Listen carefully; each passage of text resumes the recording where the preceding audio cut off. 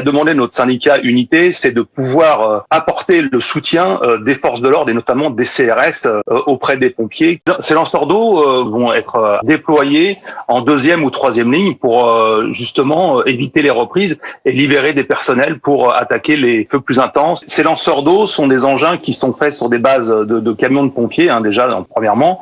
Ils sont faits pour le maintien d'ordre, effectivement. Mais ils sont en capacité de pouvoir intervenir sur des petits incendies, type incendie de véhicules ou de scooters ou que sais-je, puisqu'on le fait régulièrement lors des maintiens de l'ordre. Évidemment, l'idée n'est pas de faire intervenir nos collègues en première ligne, puisque être pompier, c'est un métier. Nous, ce qu'on voulait et ce qu'a demandé notre syndicat Unité, c'est de pouvoir apporter le soutien des forces de l'ordre et notamment des CRS auprès des pompiers qui depuis des jours livrent un combat incroyable dans la région de Gironde. Les lanceurs d'eau qui sont entièrement dédiés, comme je vous disais, au maintien d'ordre, avec à l'intérieur plusieurs citernes, notamment une citerne d'eau et une citerne d'émulsif qui permet d'éteindre des feux d'hydrocarbures.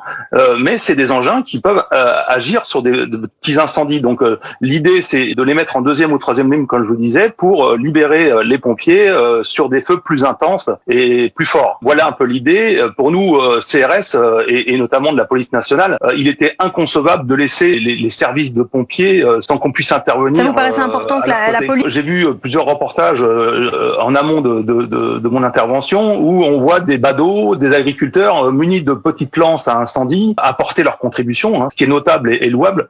Mais nous, on a des engins, vous avez vu, on les voit à l'image, on a des engins qui sont énormes et qui peuvent apporter, je pense, une grande contribution à la fin de ce fléau. Merci. Donc voilà, on a aussi d'autres moyens qu'on peut apporter pour la population, et notamment on a des camions de cuisine qui peuvent être installés auprès de la population qui ont été évacués et qui peuvent apporter des repas, des vrais repas chauds.